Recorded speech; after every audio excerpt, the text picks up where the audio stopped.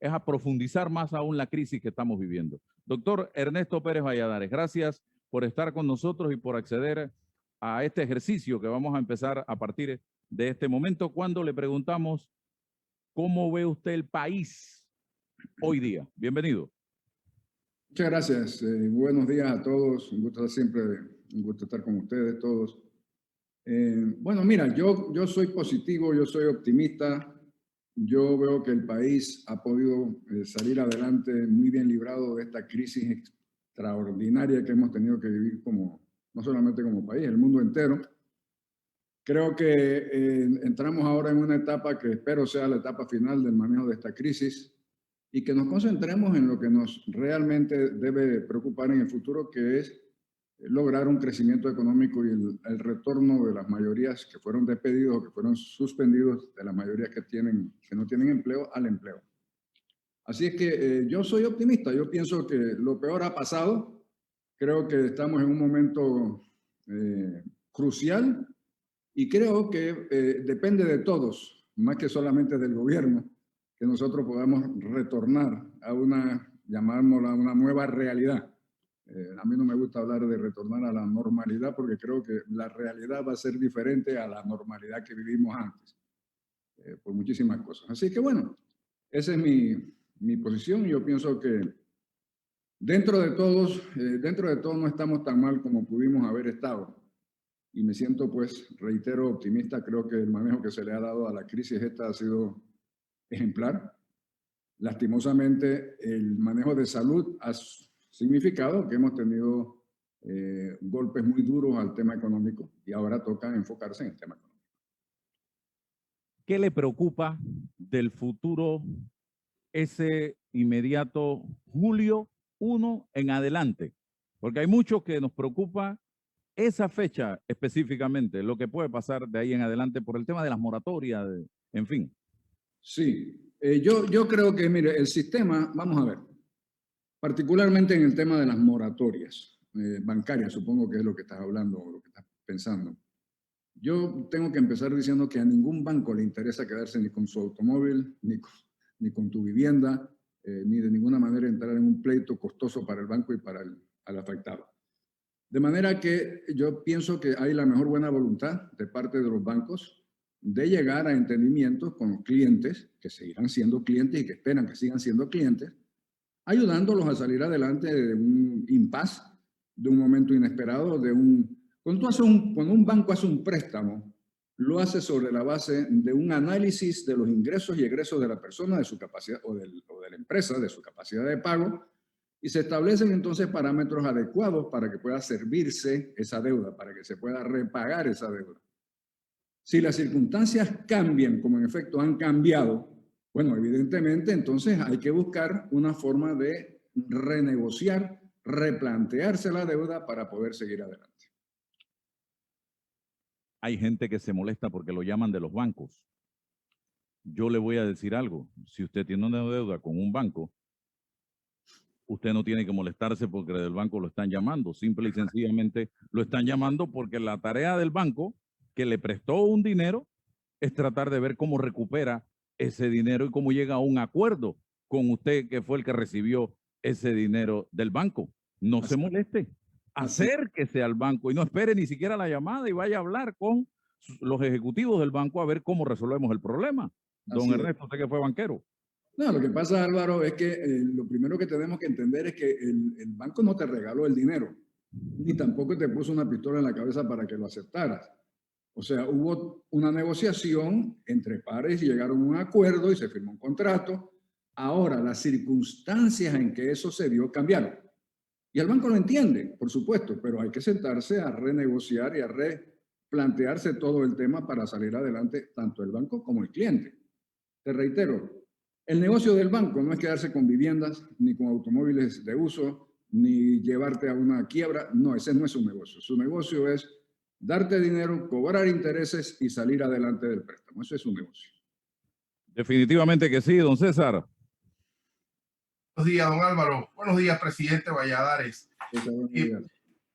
A mí sí me gustaría contextualizar las circunstancias en las que vivimos. La pandemia es una coyuntura, yo sigo positivo, vamos a poder resolverla, pero me preocupa el contexto. Presidente, desde el 2000, desde la reversión del Canal de Panamá, yo siento que nos hemos quedado sin argumento, sin proyecto nacional. ¿Usted comparte esa visión o usted ve que vamos hacia algún proyecto que yo vislumbro? Yo pienso que tienes razón en tu planteamiento y lo hablo particularmente en términos de mi experiencia política y de los objetivos que en algún momento nos planteamos, primero como partido, luego planteárselo a la sociedad y habiéndolo aceptado o ganado esos argumentos, entonces ejecutándolo. Yo creo que en efecto hemos quedado como que, bueno, ya cumplimos y ahora ¿qué hacemos? Y creo que tiene la obligación tanto los partidos políticos, el mío y los demás, de plantearle a la sociedad objetivos, el país que queremos vivir, qué queremos hacer con la educación, qué vamos a hacer con esta asamblea, qué vamos a hacer con la justicia, y crear una serie de objetivos que puedan unir el querer de la sociedad para que el gobierno en función de esa pueda ejecutarlo. Lo que no puede ser es que quien determine arbitrariamente cuáles son los objetivos sea el gobernante de turno. Yo creo que esa es una propuesta que tiene que llevarse adelante, conversarse, proponer, valga la redundancia, para que entonces la sociedad determine si lo que propone el partido X o el partido Y es lo que ellos quieren y votar o no votar a favor de esa propuesta. Eso debe ser, le completo la idea, eso debe ser la funcionalidad de una democracia. ¿Qué supone civismo? Que supone educación civil, que supone educación política del votante. Quizás debiéramos trabajar mucho en esas últimas partes, porque desafortunadamente creo que el sistema ha degenerado a hacer nada de eso y convertirse en un sistema prácticamente clientelar. Es decir, hemos convertido a los ciudadanos en clientes. Presidente, y para construir esos argumentos necesariamente tiene que ser el debate político, fijar la agenda. Se ha deteriorado a tal forma que escuchamos mentiras, demagogia, cultura del miedo, desinformación. ¿Dónde buscamos? ¿Qué hacemos para construir diálogo o debate político? ¿No hay política en este país? No hay debate político. Hay mucha politiquería, hay mucha desinformación. Mire, yo creo que uno de los roles principales que pueden jugar programas interesantes, inteligentes como el de ustedes, es generar esa crítica a la opinión, esa solicitud de que se den planteamientos políticos, de que haya un diálogo político. Busquemos la forma de impulsar las ideas y no los enfrentamientos, porque desafortunadamente, sea como sea, realmente lo que ha habido son mucho negativismo, mucho enfrentamiento. Mire, yo creo que nosotros tenemos como país un país extraordinario. Nuestra gente es lo mejor que puede haber. Se trata entonces de coger esas dos circunstancias y hacerlo positivo y no negativo. Me parece que los interlocutores sociales y por supuesto los partidos políticos tienen esa obligación, deben tener esa obligación para asegurarnos de que la sociedad, el votante, deje de ser un cliente y se convierta en un ciudadano de verdad que le interese el bienestar de su país. En los partidos políticos, hoy día el debate está anulado. En los partidos políticos, en muchos de ellos, lo que hay es una serruchadera de piso de ver cómo logro sacar al que está para apoderarme yo del partido sin el debate, sin la discusión profunda. Pero yo quisiera irme a los dos escenarios. El escenario de cuando usted llega a ser presidente de la República y el escenario actual, quitando la pandemia, evidentemente. Vamos al plano político específicamente. En ese momento teníamos a un Ernesto Pérez Valladares que venía de ser o era secretario general del PRD y tenía una voz de mando dentro del partido y una voz de liderazgo dentro del partido. Esta vez se rompieron los esquemas, se rompieron los paradigmas y llega a la presidencia una persona que no era ni siquiera miembro del CEN, del Partido Revolucionario Democrático, y pareciera que eso le ha traído algunos problemas y algunas dificultades porque hoy hay un ejecutivo por acá y una asamblea por allá y por allá, porque está también fracturada las corrientes dentro de la asamblea a nivel del propio Partido Revolucionario Democrático. Analicemos esto, doctor Pérez Valladares. Álvaro, tú has señalado una serie de circunstancias que llevan al punto donde estamos. A ver, no es necesario que el presidente de la República sea miembro del Comité Ejecutivo Nacional del partido. No es necesario. Pero es cierto que ayuda muchísimo tener una base política sobre la cual basar tu gobierno, valga la redundancia, sobre la cual descansar las políticas que han sido discutidas y aprobadas por tu partido. Históricamente, aquí el presidente o el secretario general del partido usualmente es el candidato. Pero tú tienes democracias más avanzadas, quizá como la de los Estados Unidos, donde el presidente o el secretario general de los partidos es simplemente una figura administrativa que tiene un rol muy pequeño en el tema político electoral. Nosotros no estamos allí. Nosotros estamos creando una democracia donde se necesita, nos guste o no, el empuje de esos partidos para poder llevar adelante la obra de gobierno. Yo pienso que el primer gran error, que no es culpa del presidente, pero el primer gran error es que los partidos, incluyendo el mío y todos los demás, están siendo dominados por la Asamblea, por miembros de la Asamblea, por diputados. Y evidentemente, a ver, vamos a ver, ¿cuál es el ideal del diputado una vez electo? Inmediatamente piensa qué tengo que hacer para reelegirme dentro de 5 años. Segundo punto, ¿cómo se elige y cómo se reelige?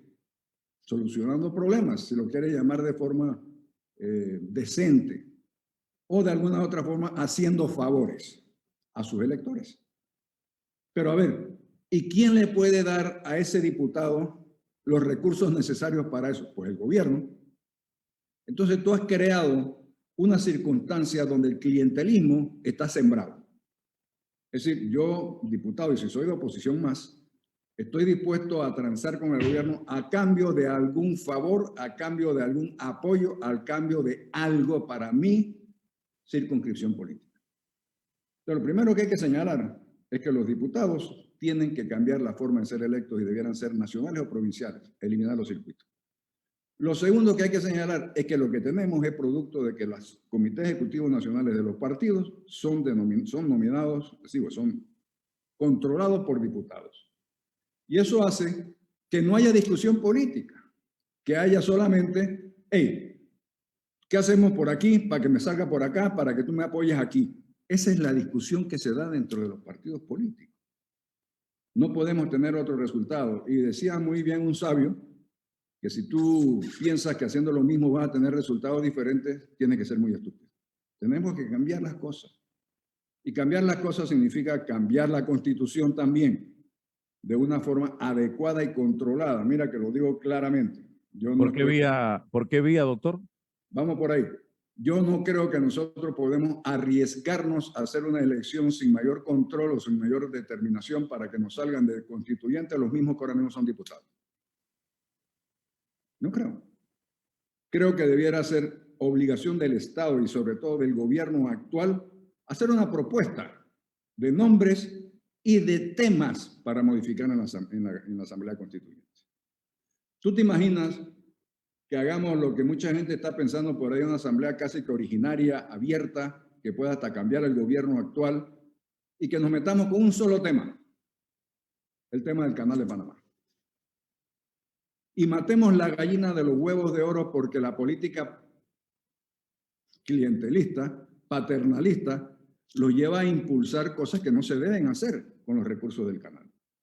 Y ponemos incluso en peligro la propia existencia del país. Acuérdate que nosotros tenemos un tratado internacional que si el canal de alguna manera se ve amenazado, interna o externamente, le da el derecho a los Estados Unidos de intervenir. Entonces, tengamos cuidado cómo es que vamos a plantear este tema de las reformas constitucionales y de qué forma se van a llevar adelante. Históricamente, la Constitución del 46, por ejemplo, se designaron un grupo de juristas connotados y respetados que hicieron una propuesta. Y esa propuesta perfectamente bien puede ir a un plebiscito, a un referéndum. Pero que sean propuestas sensatas arreglando los temas que tenemos que arreglar para no tener las situaciones que tenemos actualmente, del control de la Asamblea, del control de los partidos políticos, del extraordinario poder del Ejecutivo, de los problemas de la Corte. Esos son temas puntuales que tienen que ser reformados en una nueva Constitución. César.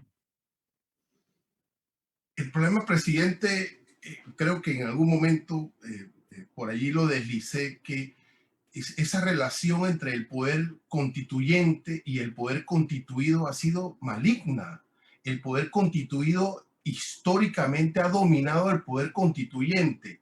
Y si tendríamos que construir una asamblea constituyente de puros sabios y de puros expertos, también no vamos a tener un problema ahí, porque entre los expertos y los sabios quizás no se vayan a poner de acuerdo, entran los egos y entran otras cosas, presidente, ¿no? Pero, a ver, fíjense que Chile está a las puertas de un proceso de este tipo, constituyente. Ahora en el 11, creo, de mayo tienen unas elecciones para constituyentes y Chile sigue funcionando económicamente. Yo todavía quisiera saber dónde está ese tema de que un proceso constituyente nos puede impactar en lo económico, que la inversión se va a ir, si lo que estamos construyendo es más democracia, o lo que pretendemos construir con un proceso de eso es más democracia, estabilidad y sentido de modernización. ¿Cómo nos puede perjudicar eso, presidente? Bueno, yo creo que, a ver, hay un dicho muy famoso que dice que no hay nada más cobarde que un dólar. Yo creo que frente a la incertidumbre que significa, por ejemplo, una asamblea constituyente originaria, la inversión se va a detener. Es decir, nadie va a arriesgar su pecunio, su dinero, su inversión en un vacío que no sabes en qué va a quedar.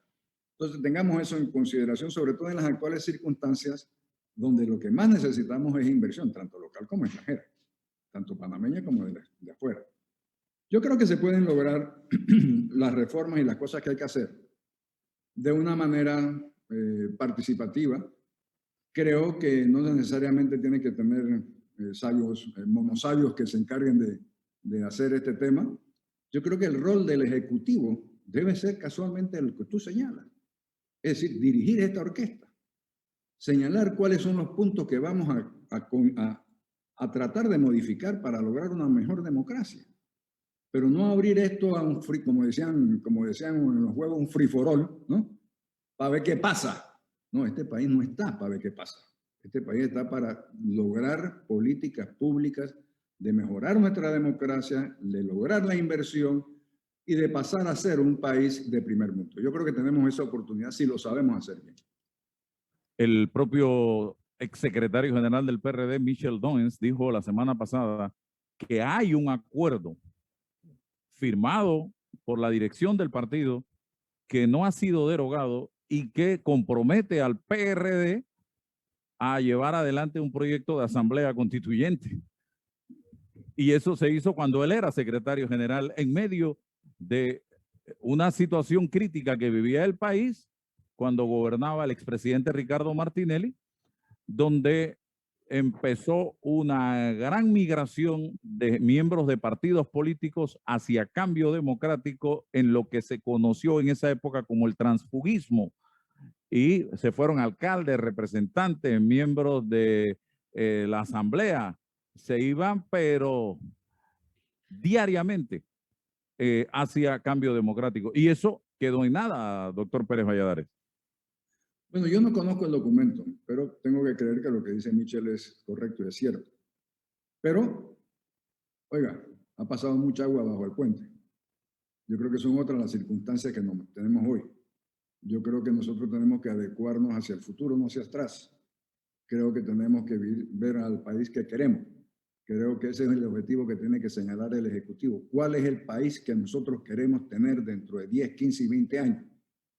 cuáles son las reglas que debemos tener para llegar a ese país.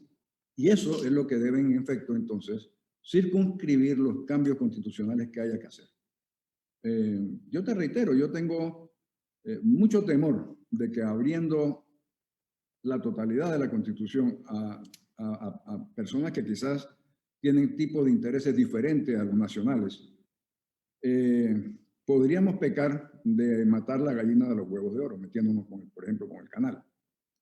Yo creo que la mayoría de la ciudadanía siente que las reformas tienen que ver con la Asamblea Legislativa y la forma como se eligen.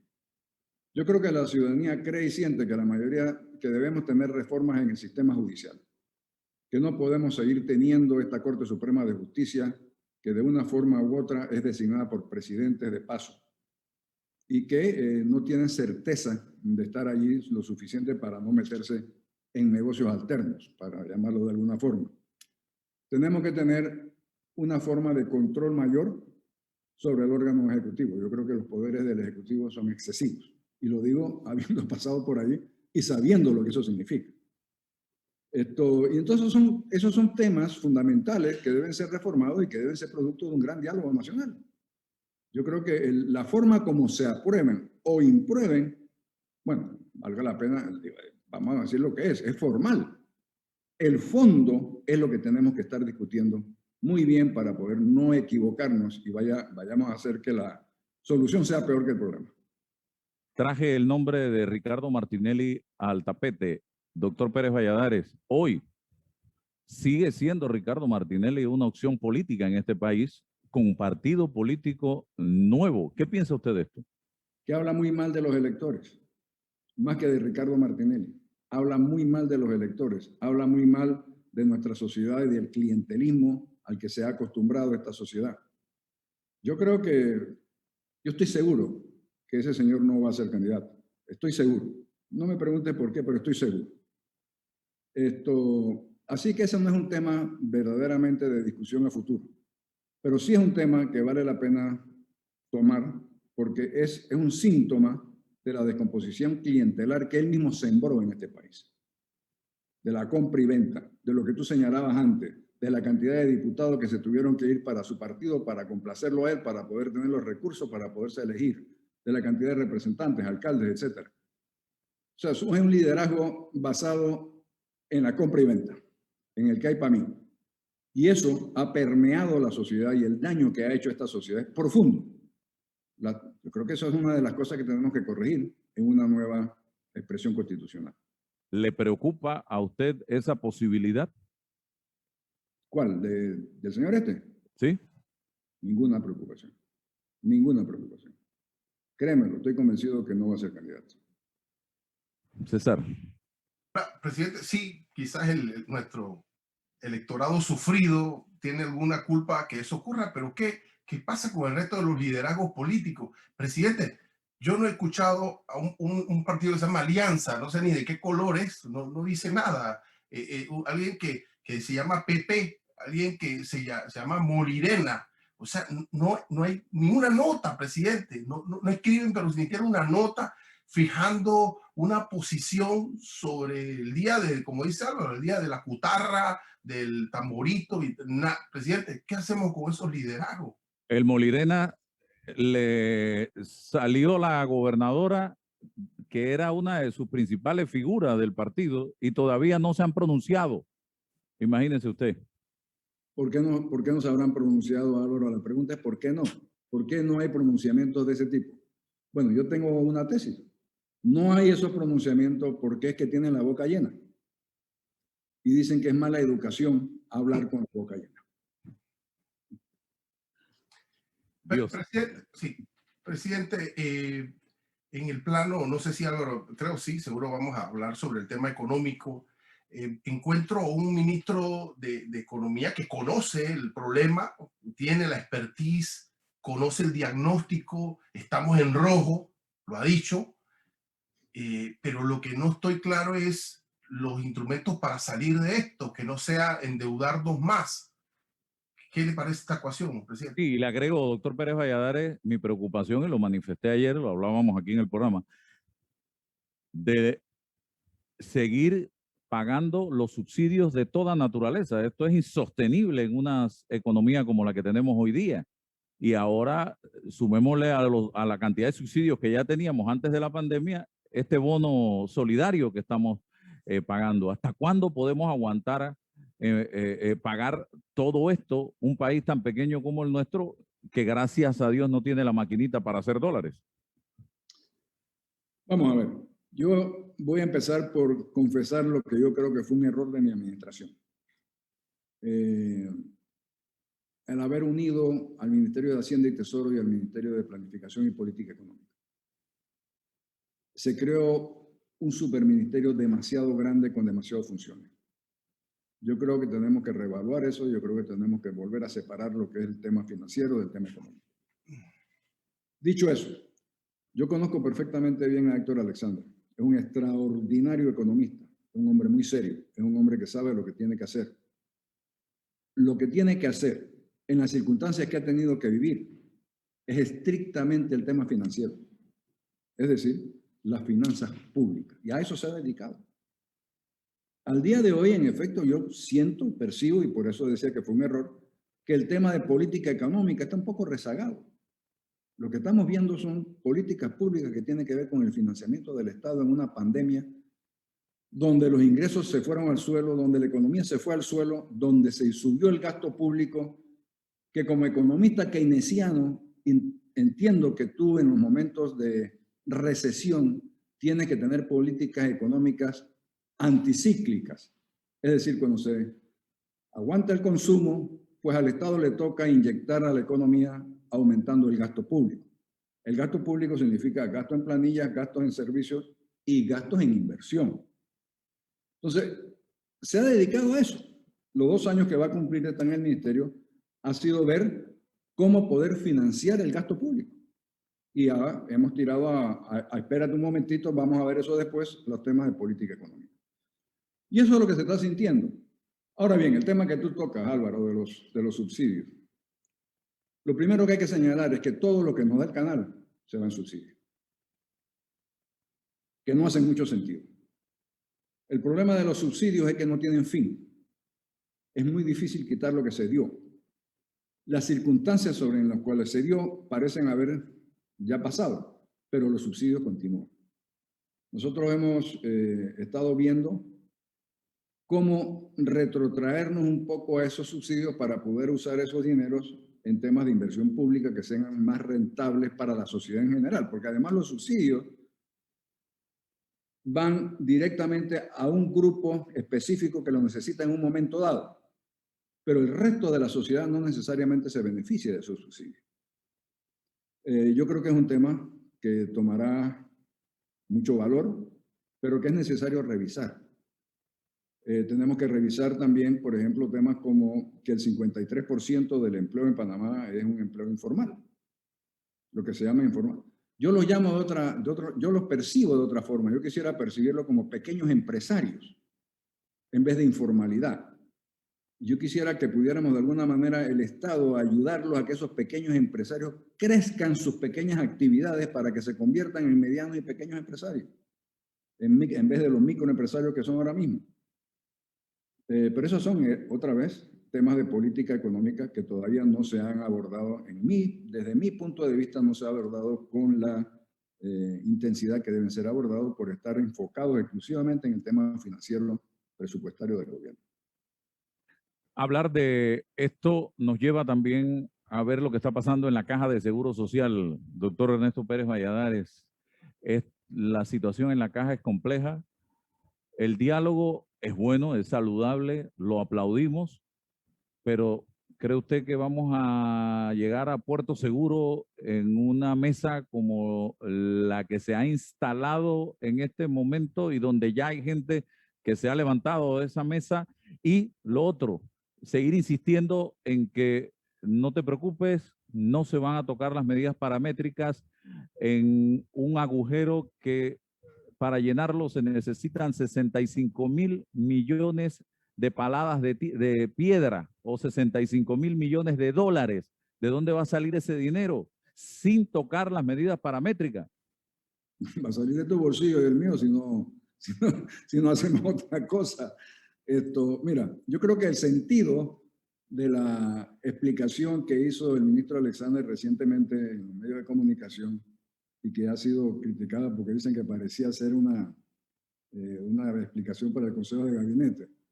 Bueno, sí, era un poco técnica.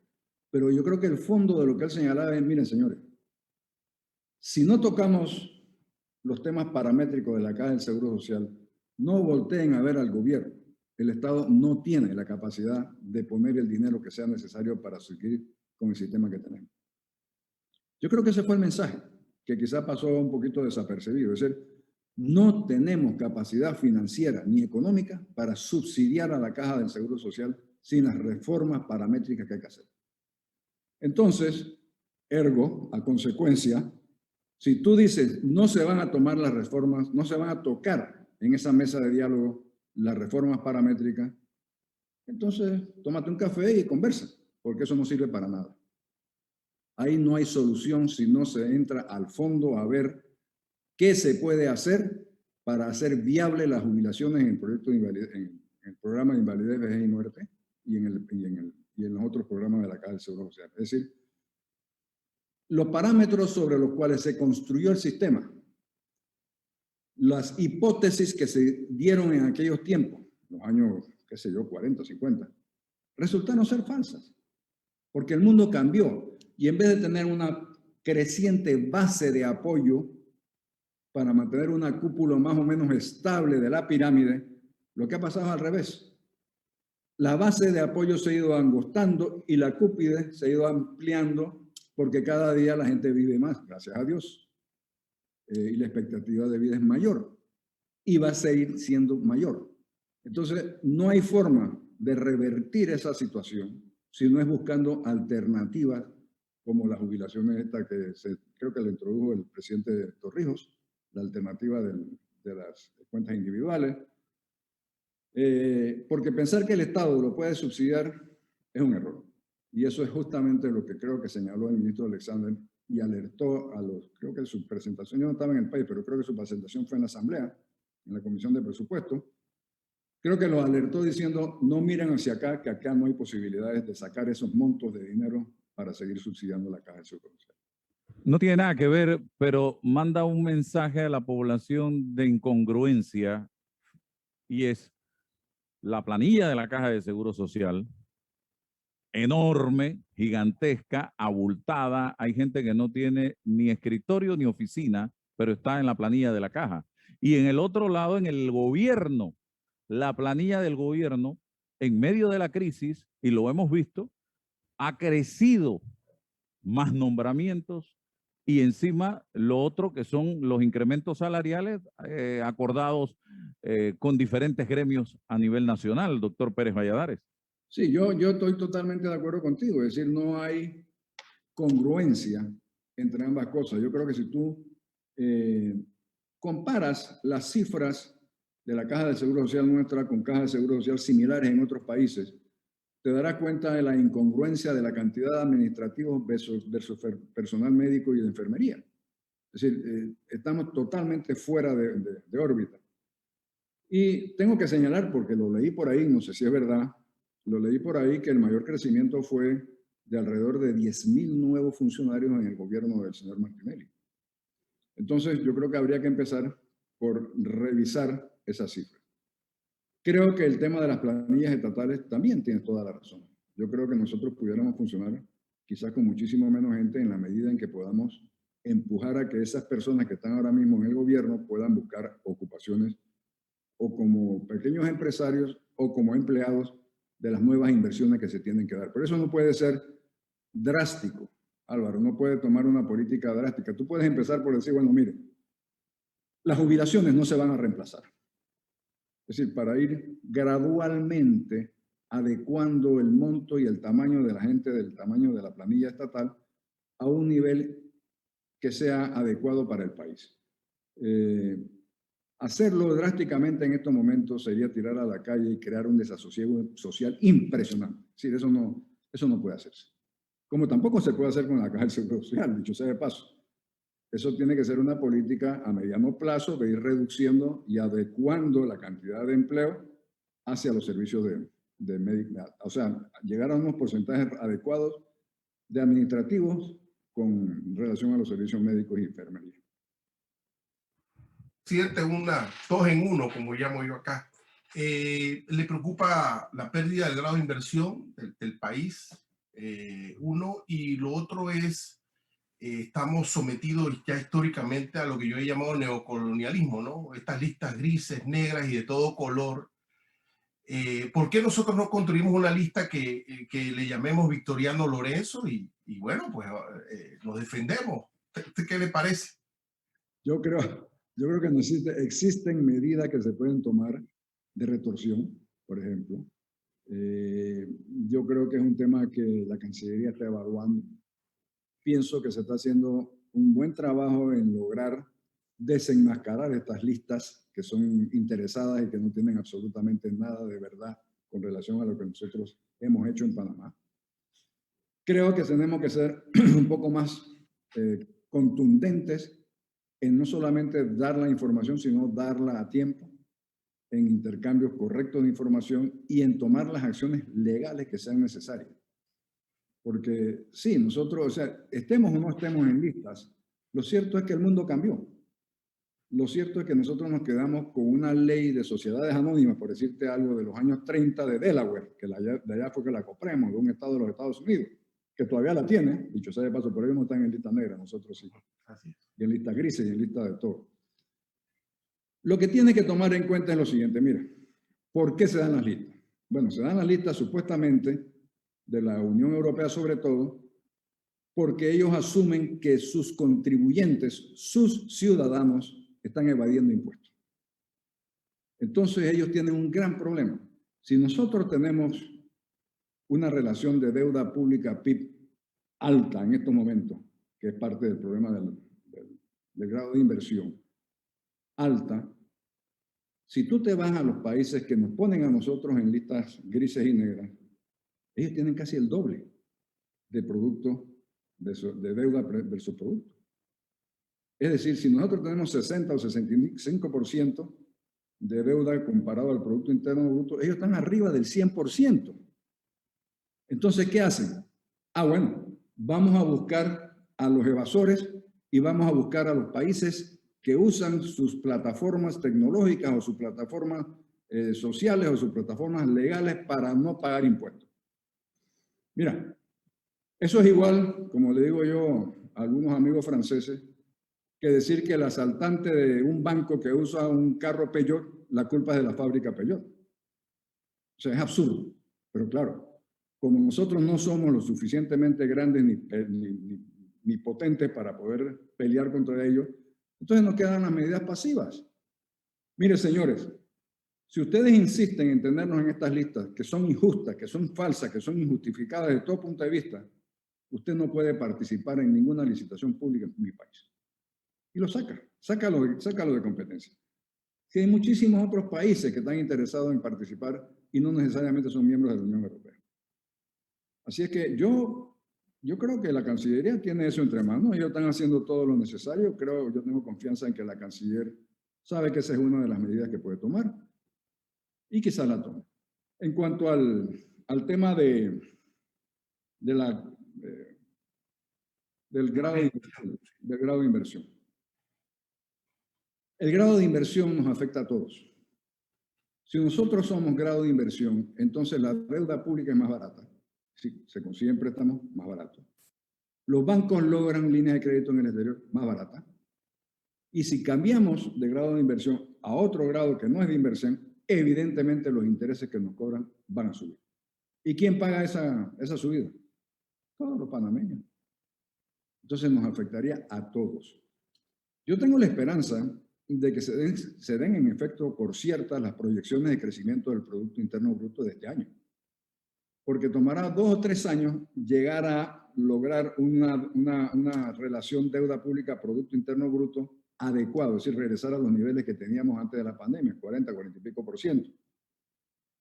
Y eso supone 2 cosas, el adecuado manejo de la deuda pública que se está haciendo Y dos, un crecimiento económico lo suficientemente importante para que el denominador sea grande. Es decir, que no tengamos lo que hemos tenido. La deuda ha subido y el producto ha bajado. Es decir, el peor de los escenarios.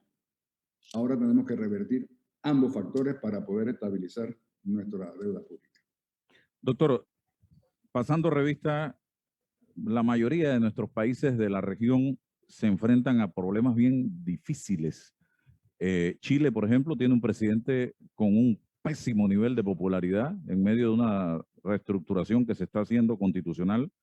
En Perú están yendo a una segunda vuelta entre dos males, Keiko Fujimori y el señor Castillo, que no prometen nada bueno para ese país, que es un país de intelectualidad, de cultura, de historia.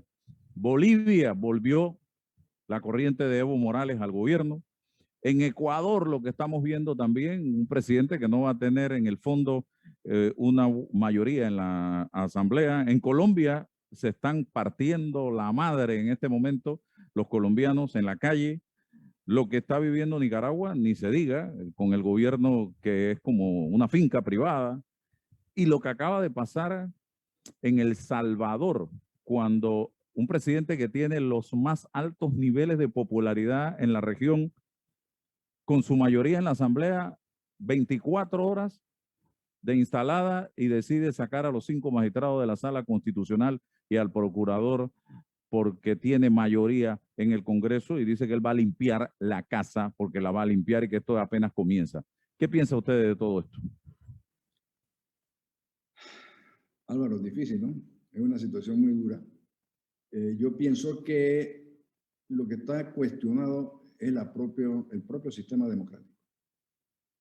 Yo creo que nosotros tenemos que ver con mucha claridad cuáles son los ajustes que debemos hacer en Panamá para evitar caer en la incredulidad, en la falta de confianza institucional que ha derivado en esas situaciones en esos países. Y no mencione Venezuela. Sí, bueno, ese es un dado. Tampoco mencionaste otros que quedan por ahí, ¿no? Yo sé. La gran ventaja de ser periodista es que puedes decirlo sin ninguna responsabilidad política. Yo no puedo. Yo no puedo hacerlo y no debo hacerlo.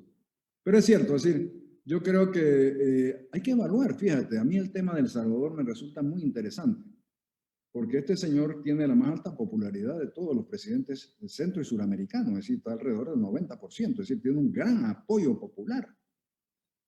Y la prueba es que tiene una asamblea recién electa, mayoritariamente de su tendencia, de su grupo, de su partido.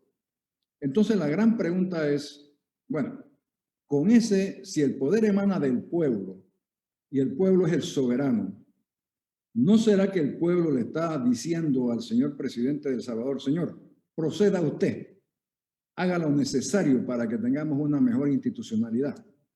Si tiene que sacar a los magistrados, sáquelos. Pregunto. Es decir, yo no condeno al pueblo a seguir pasando problemas por defender una institucionalidad en la cual ya no cree. ¿Usted lo haría en esa condición? Bueno, le hablo a un expresidente. Las condiciones nuestras no son las del Salvador, Álvaro, así que no. Pero en esa condición, con ese mandato del pueblo, con esa popularidad, ¿usted tomaría una decisión como esa? Porque aquí incluso hay gente que diría, cierra la asamblea. Yo me he tenido que tomar, bueno, durante mi administración, decisiones muy difíciles, que no son de aplauso, es decir, pero era lo que tenía que hacer. Y yo creo que cuando tú eres presidente, corres para presidente, asume la responsabilidad de tomar las decisiones necesarias, por más difíciles que sean, y por más antipopulares o por más populares que sean. Si este señor piensa que su mandato incluye una renovación total de los órganos del Estado y tiene el apoyo popular, pues lo está haciendo. Yo creo que nosotros no podemos adelantarnos a juzgarlo hasta que no veamos el futuro en los próximos 2 o 3 años. Si, por ejemplo, insiste en quedarse él en el poder, bueno, ya entonces esas son otras circunstancias. Pero si se va a ir a un camino democrático de renovación de los poderes, usando el poder el empuje que significa el 90% de popularidad, yo creo que tenemos que ver el futuro de ese país promisoriamente. Creo que ese caso es diferente a los otros que tú mencionaste. Sí, el caso del Perú es patético. Esto, sin meterme en problemas con uno ni con el otro, pero creo que el descontento, la frustración con el sistema, el uso y el abuso del sistema por parte de políticos y de presidentes y expresidentes ha sido tal que llega al punto en que la gente dice, ¿tú sabes qué? Que todo se vaya para el diablo. Vamos a empezar de cero, con todo lo que eso significa. Eso es casi igual que una revolución armada. Así es que yo creo que tenemos que tener conciencia, sobre todo los actuales presidentes, de las circunstancias que viven para evitar, estoy hablando de Panamá, para evitar que nosotros lleguemos a un punto de incredulidad donde nadie cuenta con nadie, donde nadie cree en ninguna institución, donde todos los políticos son ladrones, donde, o sea, ese clima donde, hey, yo no creo en nadie. Pero ya estamos caminando por esa autopista. Vamos caminando por esa autopista, por eso lo señalo. Yo creo que nosotros tenemos que vernos en los espejos de los hermanos países latinoamericanos que están pasando por ese lado. Oiga, para la dirección del partido, ¿qué cree usted que pudiera ser la salida en la próxima elección del CEN? Porque hay que reestructurar a toda la dirección, incluyendo al secretario y al presidente de este colectivo político, en medio también de una próxima elección a presidente de la Asamblea, donde le preguntamos, César, ¿recuerdas a Leandro Ávila hace unos días? Y nos dijo que hay un diputado que es el que controla los votos de la mayoría de los miembros del PRD, como diciéndonos, él será el que decida. Eso lo sabrá Leandro Ávila. Yo pienso que todos los diputados tienen igualdad de condiciones. Si ellos aceptan que uno los mande, bueno, debe ser porque tienen suficiente liderazgo para mandarlo. Yo no tengo otra forma de saberlo. Afortunadamente estoy alejado de ese tema, pero lo que señala Leandro me parece a mí que es sangrar por la herida, ¿no? Como que nadie me quiere a mí, entonces yo tengo que tirarle plomos al que la gente quiere. Me parece muy mal. En cuanto a la renovación del partido, sí, hay que ir a un proceso de elección de delegados nuevos, hay que proceder a señalar una fecha del Congreso Nacional y los aspirantes a los próximos miembros, a los próximos puestos del Comité Ejecutivo Nacional tendrán toda la facilidad de postularse y de hacer su campaña política. Yo espero que en esta ocasión el Tribunal Electoral sea mucho más vigilante del uso de dineros mal habidos o bien habidos para la compra de conciencias en las próximas elecciones internas del partido. Y lo digo con conciencia de lo que pasó durante mi postulación para la Secretaría General. ¿Usted va a aspirar? Porque usted dice que el que no aspira, el que aspira, respira. El que no aspira, expira. Bueno, yo no aspiro, pero sigo respirando. ¿No aspira a nada ya? No, absolutamente. ¿Y quién cree usted que puede ser la figura que una el colectivo en la Secretaría General? Porque ese es otro dilema que hay. Se habla de Gabriel Carrizo, se habla de Nito Cortizo. ¿Quién cree usted que puede ser esa alternativa? Yo te voy a decir lo que en su momento le dije al presidente Cortizo. Yo pienso que debe ser él, el secretario general. Por todo lo que eso significa y por la experiencia que hemos tenido en este país de poder tener la Secretaría General como un mecanismo de conversación, de diálogo interno del partido y de apoyo, y un contrapeso para las aspiraciones de los diputados. Contestando tu pregunta de quién puede ser, yo te voy a decir lo que no debe ser ningún diputado. ¿Ni siquiera en la presidencia del partido? En ningún miembro del Comité Ejecutivo Nacional. Ellos son diputados que se dediquen al tema para lo cual corrieron, que es hacer leyes. Ellos no deben ser miembros del Comité Ejecutivo Nacional del partido. César. Me camino un poquito atrás, presidente. Creo que Bukele leyó a Jeremías Bentham y yo ayer en el programa critiqué inmediatamente a Bukele desde la tradición constitucionalista, ¿no? Hombre, pero ¿cómo? Si estos roles y tal cual. Pero aquí, anoche leyendo, y leía a Bentham y decía, no. Cuando ese gobernante tiene el sostén del pueblo, de la soberanía, olvídese de tradición constitucionalista, porque usted está legitimado por el pueblo. Así que creo que Bukele está leyendo a Bentham y tendríamos un buen debate. Chávez también lo tuvo. Claro, pero bueno, ahí está el asunto, ¿no? O sea, tienes al pueblo, lo tienes y está legitimado. Pero es un debate para... ¿Tú sabes cuál es el tema realmente de fondo? Es que ese tener al pueblo es coyuntural y momentáneo. Claro, por supuesto que sí. Es para hacer ciertas cosas puntuales. Por supuesto. Si tú te aferras a que eso yo lo tengo, vas perdiendo inmediatamente credibilidad. Y entonces devengamos en lo que tenemos ahora en Sudamérica. Por supuesto, Colombia no tiene al pueblo, no puedes arrimarte a una reforma de ese tipo. Claro que sí. Sí. Presidente, bueno, se acaba casi en los minutos y yo por aquí tengo muchas biografías de presidentes, Ricardo Lago, Bill Clinton, y no tengo la de Ernesto Pérez Valladares, porque usted es un referente histórico del país y cuando nosotros queremos conocer la historia, miramos lo que escriben, lo que han escrito nuestros líderes. ¿Ha pensado por ahí en escribir algo? Te cuento algo, César.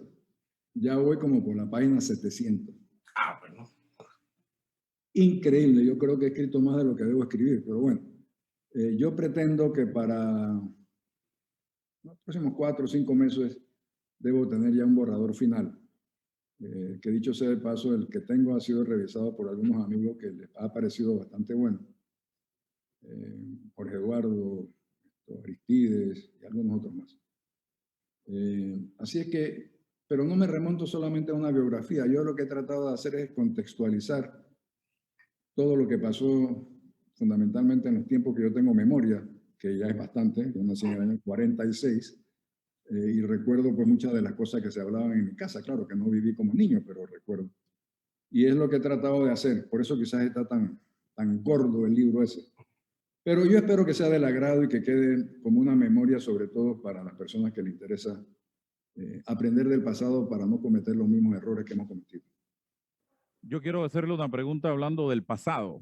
1968, el país vivió una coyuntura en la que un grupo de militares, miembros de la Guardia Nacional, asumen el control de la nación a través de lo que se llamó un golpe de Estado o una revolución, un proceso revolucionario. Hoy día, y esa pregunta se la hice a Guillermo Schachtman, ¿cree usted que estamos viviendo las condiciones políticas que se vivieron en esa época?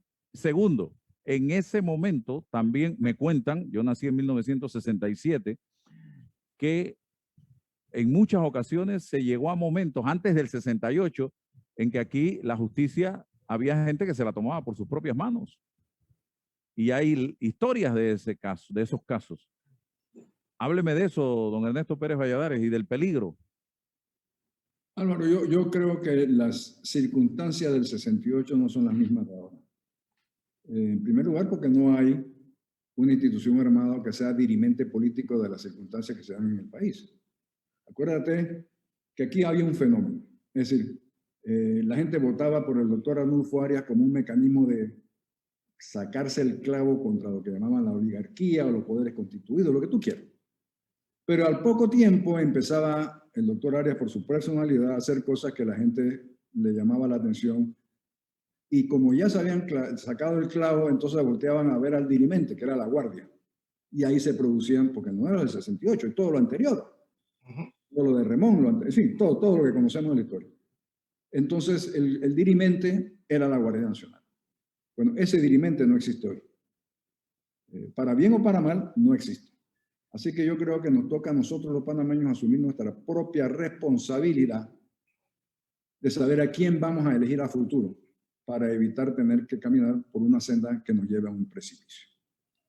Yo creo que el rol de los medios de comunicación, por ejemplo, para la educación cívica es muy importante. Yo creo que debemos tener conciencia de que a través de los medios de comunicación y de las redes sociales se puede hacer mucho bien o mucho mal. Y yo estoy seguro que la inmensa mayoría de los periodistas de este país quieren hacer bien, no mal.